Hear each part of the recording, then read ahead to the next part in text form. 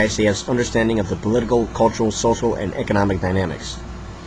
The intermediate headquarters will also provide command and control for all ANSF mentor teams, enabling CSTC TAC-A and the new NATO Training Mission Afghanistan, NTMA, to focus ANSF's institution building, force generation, force sustainment, and leader development. Command relationships must be clarified so that battle space owners at every echelon can synchronize operations in accordance with ISAF priorities, with effective control of all operations in their area of operations to include theater-wide forces, SOF, and mentoring teams. SOF is Special Operations Forces. Mechanisms must be established at all echelons to integrate information from ISAF, ANSF, GIROA, and other actors. Additional changes are required to address the myriad of other command and control challenges and periodical interests that have emerged over time. ISAF must continue to confront these challenges internally and in partnership with NATO and national capitals. Strategy for success.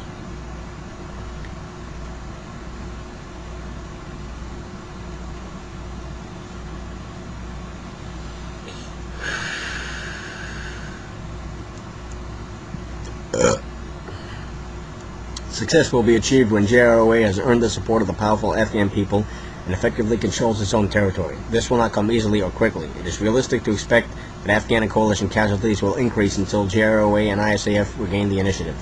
ISAF's strategy to defeat the insurgency and achieve this end state, based on an in-depth analysis of the nature of the conflict, includes 4 major pillars. 1. ISAF will become radically more integrated and partnered with the ANSF to enable a more rapid expansion of their capacity and responsibility for security. 2. ISAF will place support and responsive and accountable governance, including substantial and community governance, on par with security. 3. ISAF's operations will focus on gaining the initiative and reversing the momentum of the insurgency. 4. ISAF will prioritize available resources to those critical areas where the population is most threatened.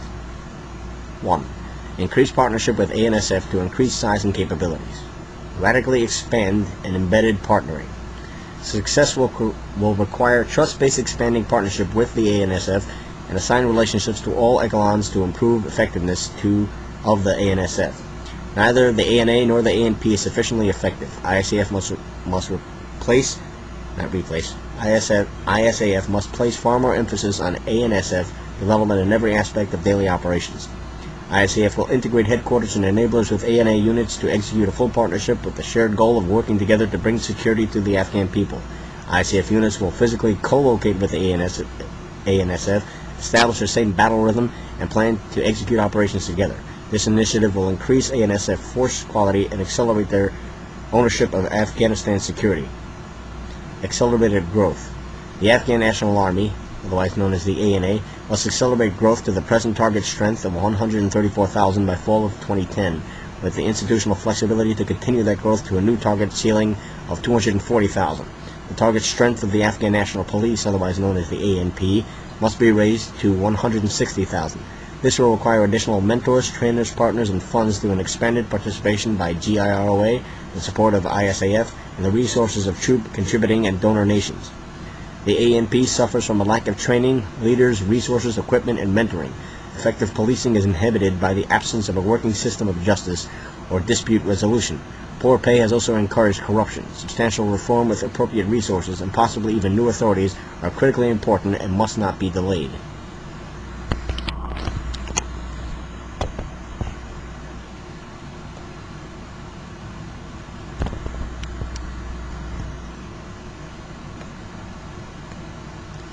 GIROA and ISAF will elevate the utility of using locally based security initiatives such as the Afghan Public Protection Program, AP3, where appropriate conditions exist to create village-level indigenous security in partnership with GIROA and local shuras.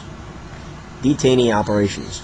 Effective detainee operations are essential to success. The ability to remove insurgents from the battlefield is critical to effective protection of the population.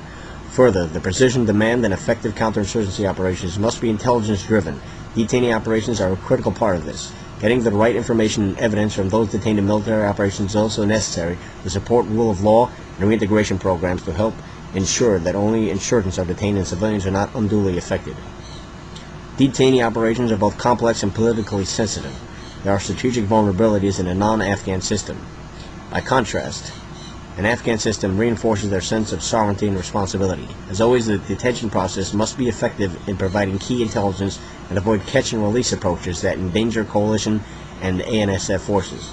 It is therefore imperative to evolve to a more holistic model centered on an Afghan-run system. This will require a comprehensive system that addresses the entire life cycle and extends from point of capture to eventual reintegration or prosecution. ISAF has completed a full review of current detainee policies and practices with recommendations for substantial revisions to complement ISF's revised strategy. Key elements of a new detention policy should include transferring responsibility for long-term detention of insurgents to GIROA, establishing procedures with GIROA for ISAF access to detainees for interrogation within the bounds of national caveats, application of counter-radicalization and disengagement practices, and training of ISAF forces to better collect intelligence for continued operations and evidence for prosecution in the Afghan judicial system. Afghanistan must develop detention capabilities and operations that respect the Afghan people. The failure to address GIROA incapacity in this area presents a serious risk to the mission. 2. Facilitating Afghan governance and mitigating the effects of malign actors. Success requires a stronger Afghan government that is seen by the Afghan people as working in their interests. Success does not require perfection. An improvement in governance that addresses the worst of today's high-level abuse of power, low-level corruption, and bureaucratic incapacity will suffice. Learning from and leveraging the elections. The recent presidential and provisional council elections were far from perfect. From a security standpoint, they were generally executed smoothly and without major physical disruption, although the credibility of the election results remain an open question. A countrywide spike in violence against ISAF and ANSF, with 3 or 4 to 4 times the average number of attacks, underscores the widespread reach of insurgent influence, particularly in the south and the east and the select areas of the north and west.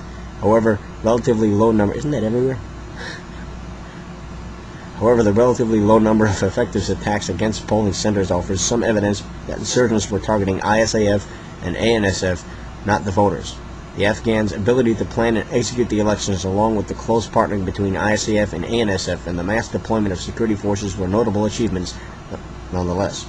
The elections were also an opportunity and a forcing function that will help to improve future coordination within the ANSF and expand ISAF's partnership with GIROA and the international community. Supporting local governance.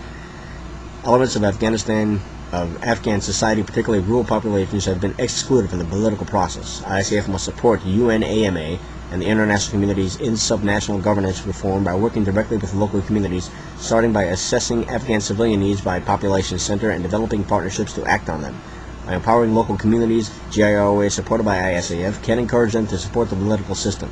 District elections with civilian resources deployed to provisional reconstruction teams, district support teams, and ISAF task forces will also help build legitimate governance structures at the subnational levels.